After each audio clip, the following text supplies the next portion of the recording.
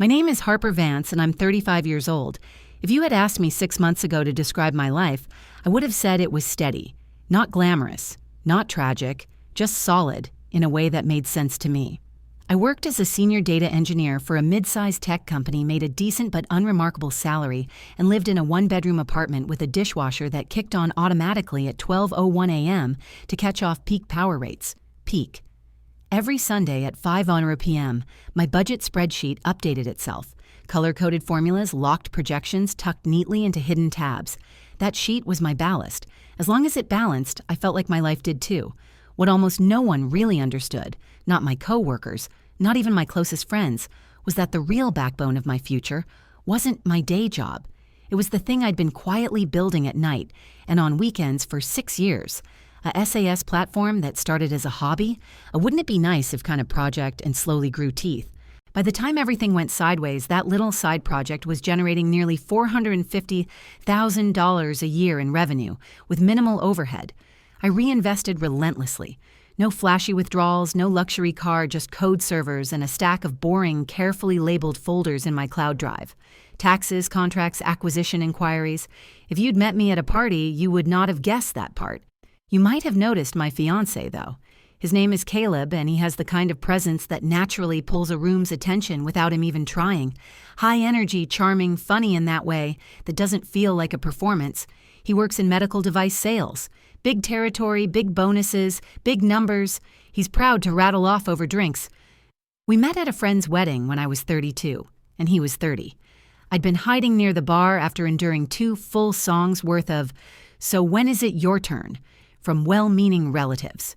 Caleb appeared beside me with a half smile and a tie loosened just enough to signal he was done, pretending to be formal. "Last glass of champagne," he said, holding it out. "You want it?" I laughed. "I don't usually take drinks from strangers." "I'm Caleb," he said. "Now I'm only half a stranger. Plus I saw you stash a lighter in your clutch. I might need that later when I remember I smoke when I'm stressed." Somehow I ended up with the champagne. He ended up with my number, and within 3 months, half his wardrobe lived in my closet. We fell into an easy rhythm. Weeknight takeout, Sunday morning grocery, runs his arm thrown lazily around my shoulders on the couch while I debugged code. And he answered work emails. He'd talk about his sales numbers. I'd talk about deployment schedules and that stupid bug that only appears in production. He called me a steady one like I was some kind of anchor. 2 years in, he proposed at another wedding. A full circle moment. He thought was romantic, and I thought was on brand. A ring, a down on one knee speech, a future he painted in broad, confident strokes. For a while, I let myself believe that was exactly what we were building. Then one night, a few months after we got engaged, he came over for dinner with a different kind of energy. Restless, distracted. My kitchen table was set. Pasta salad, a bottle of red we both liked. My laptop sat closed on the counter for once. He barely touched his food. "You're quiet," I said, watching him push a piece of garlic bread around his plate. "That's illegal in 3 states. He gave a short laugh, then exhaled. "I need to talk to you about something serious, but not bad, just important." There it was, that subtle tightening in my chest that appeared whenever someone said, "We need to talk." I set my fork down and tried to keep my voice light. "Okay, what's up?" He took a breath, bracing. "I've been thinking a lot about marriage and money and what happens if things don't work out. There's something about hearing the phrase, 'if things don't work out,' from the man who just asked you to spend your life with him, that feels like someone tilted the floor under your chair." "All right," I said slowly. "Go on." "I want us to get a prenup," he said, "before we get married. I want legal protection for everything I earn and everything I have. I don't want to lose a cent if we end up divorcing." The way he emphasized "I" and my landed like little pins along my spine. "So you're planning for divorce before we're even married?" I asked, trying to keep my tone neutral. "I'm being realistic," he said, almost defensive. "I've worked hard for what I've built. I've seen what happens when people split and the courts get involved. It's ugly. I don't want that. I want a prenup that keeps everything separate. What's mine stays mine. What's yours stays yours." I watched him carefully. The earnestness, the fear, the way he said, "What's yours stays yours," like it was a concession, not a parallel. So I said quietly, "You don't trust me." "It's not about trust," he insisted. "It's about protection, smart financial planning. If nothing goes wrong, great. The prenup just sits in a drawer. If something does go wrong, we're both protected." "And if I say no?" I asked. He hesitated just a beat too long. "Then I can't marry you, Harper." He said, "This is non-negotiable for me. I need this protection." 10 seconds. That's about how long I thought about it. 10 seconds where I mentally pulled up my spreadsheet the way I always do when I feel a decision heavy enough to dent my life. Rows for my salary, my modest savings, the quiet columns tracking revenue from my SAS platform. The prenup he wanted would keep his money his. It would also keep my money mine. "Okay," I said finally. "Sign whatever you want." His head snapped up. "Really, if you need a prenup to feel secure, we'll do a prenup," I said. "You want everything kept separate." "Fine, your money is yours. My money is mine. Whatever makes you comfortable." Relief washed over his face so quickly it almost stung. "Thank you," he said, reaching for my hand across the table. "Seriously, I know some people get weird about this stuff, but I need to protect myself." "I get it," I said. "Have your lawyer draft something. I'll have mine review it." He smiled, stood up, and wrapped his arms around me from behind, pressing his chin to my shoulder. "You're amazing," he murmured into my neck. "I knew you'd understand." What he didn't realize was that I understood more than he thought. A week later, the draft prenup arrived via email from his attorney, Diane. 20 pages of legal language that boiled down to all premarital assets stays separate. All income earned during the marriage stays separate. No alimony, no claims on each other's retirement or investments. A joint account for shared expenses, if we wanted, but otherwise 2 lives parallel, never merging. I forwarded it to my lawyer, Alan, the same one who handled my business contracts. He called me the next afternoon, so he said, "Your fiancé wants what I'd call a very thorough separation of finances." "That's one way to put it," I said. "You okay with this?" he asked. "Completely," I replied. "On one condition, name it. I want a clause about business assets." I said any business or investment vehicle owned before the marriage or started during the marriage remains the sole property of the person who created it, including all income and equity, something airtight. "You're protecting your SAS platform," he said. "Exactly. If he wants protection, I want the same." No ambiguity. "That's fair," Alan said. I could hear him typing. "Anything else?" "Yeah," I said. "Add a clause about financial disclosure. If either party misrepresents their financial situation or hides assets, the prenup becomes void. Full transparency required." There was a pause. "Interesting," he said. "Why that?" "Because if I'm going to sign something this restrictive, I want to make sure both of us are honest going in. If he's hiding anything, I want that to matter." Alan chuckled softly. "You always think like an engineer," he said. "Edge cases." "I think like someone who reads the change log before hitting accept," I replied. He added both clauses and sent the revised agreement back to Diane. 2 days later, I got a text from Caleb while I was in a meeting. "Caleb, my lawyer, says your changes are fine. We can sign next week." No question mark. "No." "What did you add?"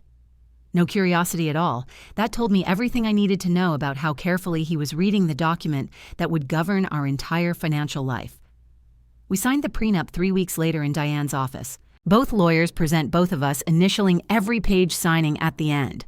Caleb looked satisfied, even a little smug. He'd gotten exactly what he wanted, complete financial protection from me. As I slid my copy into a folder, I felt a different kind of satisfaction. He thought he'd just insulated himself from risk. What he didn't realize was that I'd done the exact same thing, and I had a lot more to protect than he understood. Married life, I'd always been told, is when everything settles. The wedding rush fades, routines return, and things feel familiar again, like slipping into a pair of shoes that already fit. But nothing about the first months of my marriage felt familiar. 4 months after signing the prenup, Caleb and I had our wedding. And to be fair, it was beautiful. Expensive flowers, an open bar, a string quartet during cocktail hour. It was also entirely paid for by Caleb, who insisted on covering the bill, not as a gift, but as a statement. "I want it to look good," he said. "My colleagues are coming. My family's coming. I don't want anyone thinking we cut corners." I didn't argue. His money was his money. The prenup made that abundantly clear. We had about 90 guests more from his side than mine. He liked introducing me as his wife. "This is Harper." "Yes, the senior data engineer I told you about." "Smartest person I know." He said it with an easy grin that made people laugh, but I always caught the faint glimmer of pride behind his eyes. Sometimes I wondered if he liked the idea of me more than the reality. A smart wife sounded good in theory, like a bullet point on an internal resume. I used to brush that thought aside, but after the prenup, after the way he insisted we keep everything strictly separate, it was harder to ignore. After the honeymoon, a short trip to Vermont instead of the Italy vacation he'd previously floated, we slipped into a routine almost identical to before. Same apartment, same chores, same grocery lists. The difference was the money. We opened a joint account strictly for shared expenses, groceries, rent, utilities. A spreadsheet tracked deposits from both sides. Caleb made nearly twice my salary on paper, but insisted on splitting everything 50-50, equal contributions to match our equal independence. He liked the phrase. He liked it a lot. Everything else, his bonus checks my salary, his commission, payouts, my SAS revenue, remained untouched, tucked away in separate accounts, just as the prenup specified. He seemed almost comforted by it, like having separate assets meant he never had to worry about losing anything. To him, it was a safety net. To me, it was a wall. Thin at first, but over time, brick by brick, it grew taller. And then 2 months after the wedding, it happened. The acquisition. It started with an email on a Tuesday morning. A tech company, larger, older, better funded, wanted to schedule a call about potential interest in strategic partnership or partial acquisition. I'd gotten messages like that before, but they were usually vague exploratory. This one wasn't.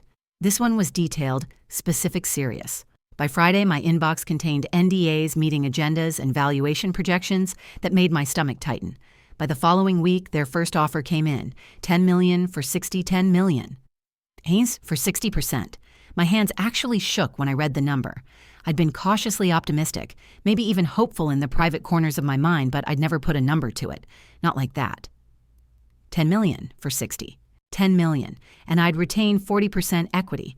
My platform, my code, my long nights and early mornings. Someone put a price tag on it, a price that changed everything. For 2 weeks, I lived in back-to-back Zoom calls with lawyers, accountants, and acquisition consultants. I reviewed terms, negotiated finer points, signed documents that made my heart thud with every stroke of my pen. I didn't hide it from Caleb. I just didn't tell him immediately. Not because I wanted to deceive him, but because I needed to process it myself. I needed to determine what it meant, how it worked, how much of it was real, and how much was just numbers on paper. And if I'm honest, I also needed to think about how he would react. I thought he'd be proud. I thought he'd be excited. I thought he'd hug me and say something like, "I knew you were brilliant." Instead, I got something else entirely. It was a Thursday night 2 weeks after the acquisition finalized. Caleb came home from work buzzing with energy. He'd closed a huge deal, hit a quarterly bonus, and wanted to celebrate. He opened a bottle of wine, reheated leftover pasta, and launched into a passionate monologue about his sales numbers. When he paused to breathe, I finally spoke. "That's amazing, babe," I said. "I'm really happy for you. I actually have something to share, too." He glanced up mid-bite. "Yeah, what's up?" "My software company got acquired." His fork stopped halfway to his mouth. "Your side project." "Yeah, I said. A tech firm bought 60% for $10 million, and I still hold 40 and $10 million. I still hold 40% equity." There was a pause, then another long enough for the pasta to cool on his plate. $10 million, you still hold 40. $10 million, he repeated like the words tasted foreign. "Yes, you have $10 million after taxes, it'll be around 6, I said. "But yes, approximately." His eyes widened, not in joy, not in pride, but in something much closer to alarm. "And you didn't think to tell me I'm telling you now. It closed 2 weeks ago. I've been handling the legal and tax stuff." He stared at me, jaw tight. 2 weeks, Harper, you kept this from me for 2 weeks. "I wasn't keeping it from you," I said calmly. I was wrapping my head around it. "That's a massive financial change. Don't you think that's something your husband should know immediately?" I felt something twist inside me. "You insisted on complete financial separation," I said. "You said what's yours is yours, what's mine is mine." I respected that. "This isn't the same thing," he snapped. "This changes everything. Our whole financial situation only if you want it to," I said. "Our prenup says everything stays separate." He froze. There it was. The moment the reality sank in. His prenup, the one he demanded, meant he had no claim to any of it. "You should have disclosed the value," he said, voice rising. "You made it seem like you made $140,000 a year. I do make $140,000 a year from my day job. The business income was separate exactly as the prenup states. But you should have told me," he insisted. "You misled me. You never asked."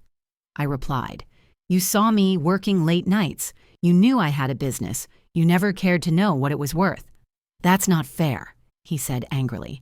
You hid this from me. I set my fork down. No, I followed the terms you wanted. You crafted a system where we keep everything separate, and now that the numbers don't benefit you, suddenly that's a problem. He didn't answer. We finished dinner in heavy silence. Over the next week, he kept circling back to the same arguments that I'd kept him in the dark, that the prenup wasn't fair, that we needed to revisit it, that maybe his lawyer should recheck things. He said it gently at first, then sharply, then coldly. And each time I reminded him he wanted this, he built this. He insisted on this separation, but the truth became clearer with every conversation. Caleb didn't want fairness, he wanted control. A month later, he came home with a folder in his hands and a stiff expression. I scheduled a meeting with Diane. He said, "We're going to review the prenup. There might be grounds to modify it." I closed my laptop. "On what grounds?" "Financial disclosure," he said. "You didn't properly disclose the value of your business." I breathed in, slowly, calmly. "All right," I said. "Let's meet." But inside, I knew exactly what was coming. Because the clauses, I added the ones he didn't bother to read, weren't just ink on paper. They were protections for me from him. He wanted a prenup to protect himself from the possibility that I might someday take what was his. He never imagined he might be the one trying to take what was mine. 2 weeks later, we walked into Diane's law office for the prenup meeting Caleb had arranged. I arrived with my lawyer, Alan. Caleb arrived alone. He'd come directly from work, still in his crisp dress shirt and company badge. He didn't look confident. He didn't look angry. He looked determined. The way someone does right before they bet everything on one final, desperate gamble. We sat across from each other at a long mahogany conference table. There were papers everywhere, copies of the prenup highlighted sections, little sticky tabs marking the places Diane planned to attack. Diane entered with the professional smile, closing the glass door gently behind her. "Thank you for coming." She began taking her seat at the head of the table. "We're here to evaluate potential concerns regarding the prenuptial agreement between my client Caleb Reed and his wife Harper." Her tone was polite but firm. Alan leaned back, arms loosely crossed. Of course," he said. "We're here to listen." Diane folded her hands. "Our position is that the prenup may be invalid due to inadequate financial disclosure from Mrs. Vance prior to signing. Specifically, she tapped the document. Her failure to disclose the true value of her business. Caleb straightened like he had been waiting for that line. I didn't flinch. Alan, with the calm of a man who had seen this exact movie 1,000 times, opened his own copy of the prenup. With respect, he said that argument is factually incorrect. Diane lifted a brow. How so? Alan tapped page 8. The prenup explicitly lists my client's ownership of a software company in the asset disclosure section. Diane's eyes flicked down.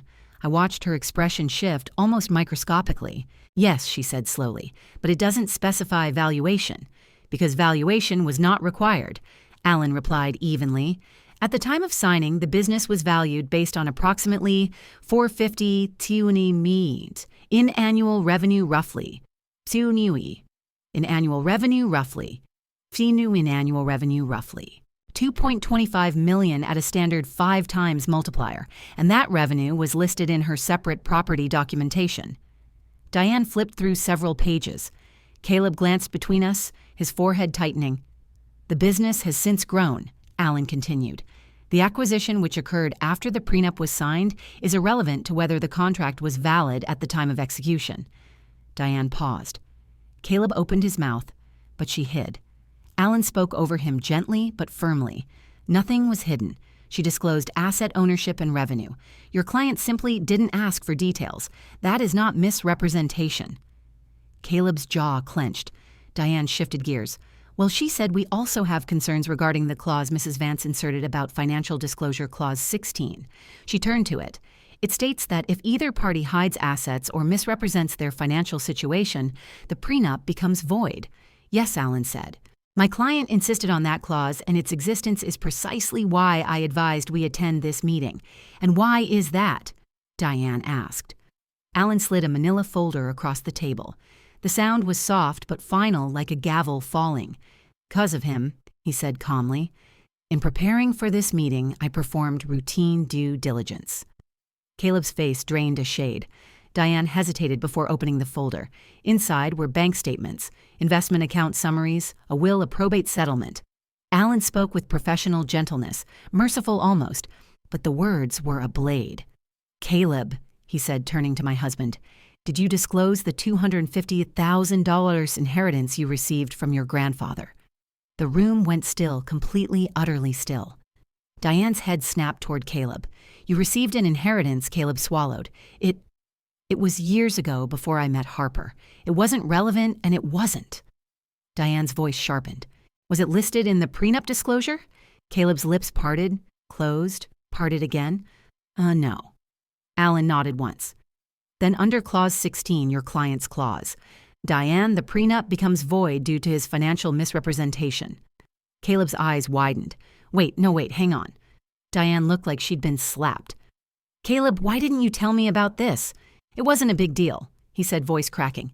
"It's in an investment account. It's not who I am. It's not like Harper needs." "This isn't about need," Diane snapped. "It's about legality." Alan continued calm as ever. "If the prenup is voided, then all marital assets become community property, which would include," he flipped a page, "Mrs. Vance's post-tax acquisition proceeds of approximately $6 million. A beat passed.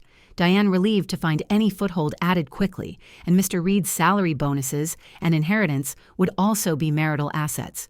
Alan nodded. "Correct. Both sides would be subject to equal division." But Diane hesitated, her voice lowered. "The numbers don't favor your client." Caleb looked at her sharply. "What does that mean?" Diane inhaled deeply.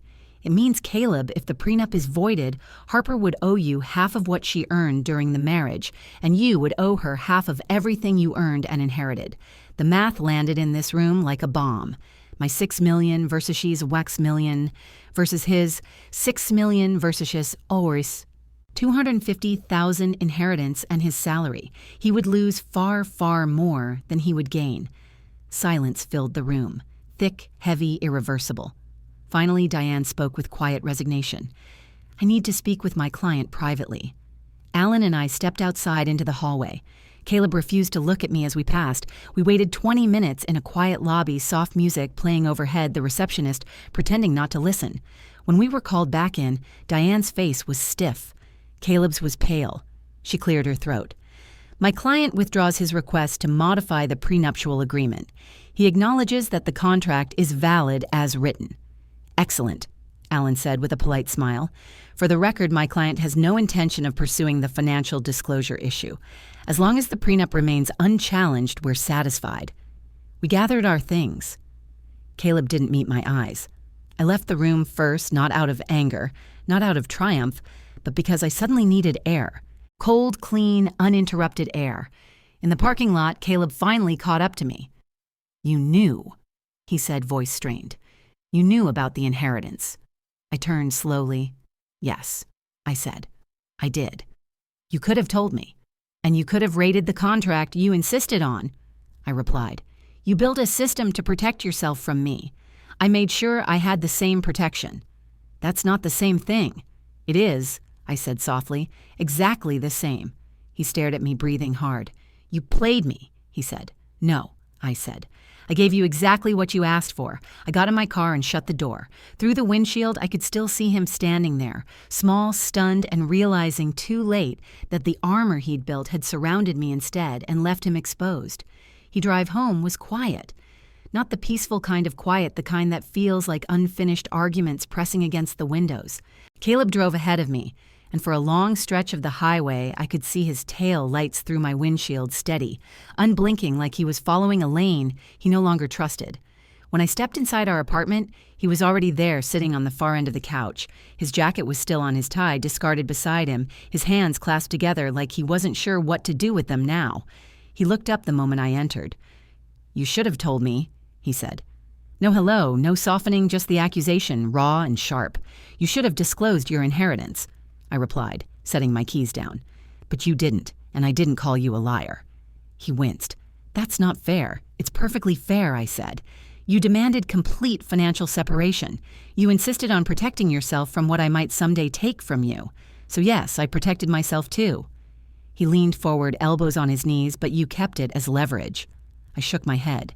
No, I kept it as protection, just like you did. He didn't respond.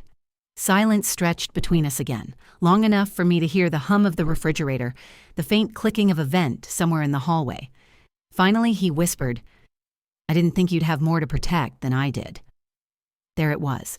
Not admiration, not pride, not relief that his wife was financially secure, just disappointment that he'd miscalculated. "You assumed you'd always earn more," I said quietly. "You assumed you would always be the one at risk. You never stopped to consider that maybe I wasn't the liability you thought I was." His head dropped. "That's not what isn't it?" I asked. "You pushed for a prenup because you were afraid of losing what you had. And now that I have more, you want to renegotiate the rules because they don't work in your favor." His shoulders slumped.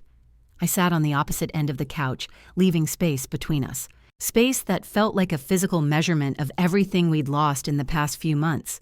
When we got married, I said I thought we were building something together. I thought we were partners. But you signed that prenup because you didn't trust me. That's not true. It is, I said softly. And today, in that conference room, when you tried to challenge the prenup to access my money, that told me everything. He rubbed his face, overwhelmed and exhausted. We didn't talk much of that night. We didn't touch. We didn't sit close. We went to bed as two people who shared a mattress, not a marriage. And in the morning, nothing was different. The weeks that followed were strange. On the surface, everything looked normal. We woke up, went to work, texted about groceries, took turns doing dishes. We split every expense down the middle like we always had. But underneath, something had cracked, and both of us could feel the air seeping out slowly. He was quieter. He hovered more. He asked questions he never asked before.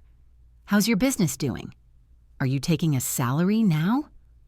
What are you planning to do with the equity you kept?"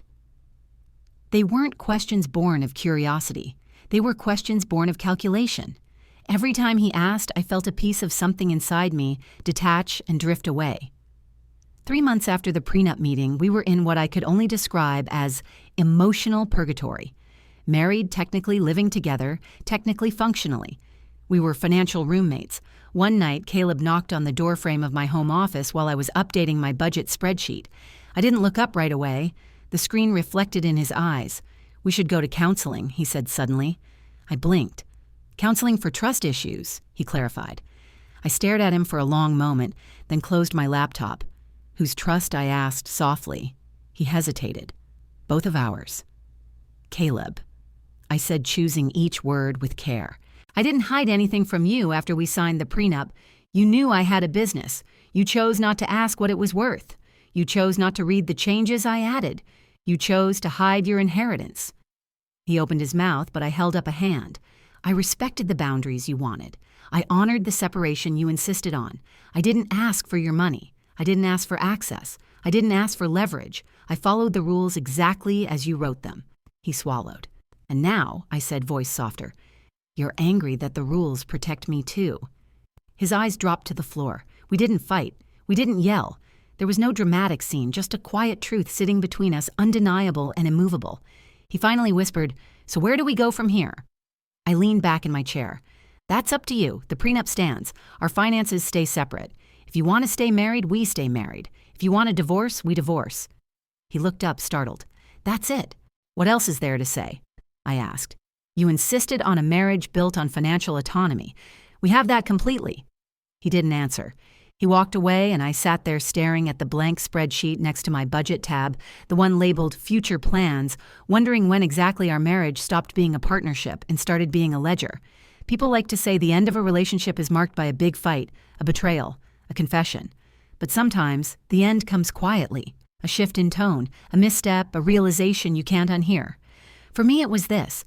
When Caleb looked at my success, he didn't see a win for us. He saw a loss for himself.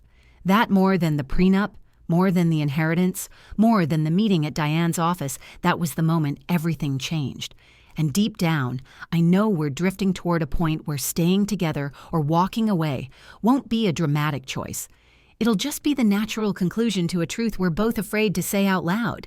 He married me because he wanted protection. I married him because I believed in partnership. And now all we have left is the prenup, the one he built to keep himself safe, the one that ended up protecting me instead. 3 months passed after the prenup meeting, and our lives settled into a strange rhythm. Quiet, controlled, almost eerily polite. We weren't fighting. We weren't reconnecting. We weren't doing anything, really. We were two people orbiting the same kitchen island, the same bed, the same calendar of chores, careful not to collide. It felt like we were living inside a marriage-shaped bubble where nothing grew and nothing broke outright. It all just thinned slowly, stretching toward inevitable rupture. Caleb was trying in his own way. I could see that. He started making dinner more often. He bought flowers once a week. He initiated small talk, asking about my work, my plans, the upcoming product update for the CS platform. But every question had the same undertone, like he was trying to read a map he'd only realized existed too late. Every conversation felt like, what does this mean for me? Where do I fit into this now? What do I get out of this? Not allowed, never allowed. But in the pauses, in the tension in his jaw, in the way his eyes flicked to my laptop screen whenever I typed in numbers, the love was still there, I think, but something essential had eroded under the surface. One evening, he came home from work and hovered in the doorway of the kitchen while I cooked. His voice was soft, almost hesitant. "Can I ask you something?" I stirred the pan. "Sure." "Are you planning anything?" he asked slowly. Like long-term, I turned off the stove. "What do you mean?" "You've been distant," he said. "Not angry, just somewhere else. I feel like I'm always a few steps behind you, trying to catch up." I leaned against the counter. "Do you want the honest answer?" He nodded. "I'm trying to figure out," I said gently, "whether we're married because we choose each other or because we signed a piece of paper." He flinched but didn't deny it. "You're thinking about divorce," he whispered. "I'm thinking about what a marriage should feel like," I corrected. "And right now we're not living that." He sank into a chair. "I don't want to divorce you." "I know," I said. "But why?" He looked up sharply. "What kind of question is that?" "An important one," I said softly. "Do you want me, or do you want the marriage, the stability, the image, the idea of a partnership where you never have to explain your choices?" His mouth opened, closed, opened again. He didn't have an answer, and the silence between us felt like truth. The next day, he suggested we go to counseling. I agreed. I wasn't against trying, but therapy doesn't work when one person wants clarity and the other wants reassurance. In the first session, the therapist asked us a question. "How do you define trust in a relationship?" Caleb answered immediately. "Trust is knowing the other person won't hurt you." I waited. When he didn't elaborate, the therapist nodded and turned to me. "And for you, Harper." I looked at my husband, hands clasped, shoulders tense, and said, "Trust is knowing the other person won't protect themselves from you." The therapist's pen paused mid-stroke. Caleb's face drained, because for the first time he understood the entire problem laid bare. He had never trusted me, not from the beginning, not even when he loved me, especially when he loved me. He trusted me to be good. He trusted me to be steady. He trusted me to stay, but he never trusted me with his security. And now that mine surpassed his, he didn't know how to love me without resenting the imbalance.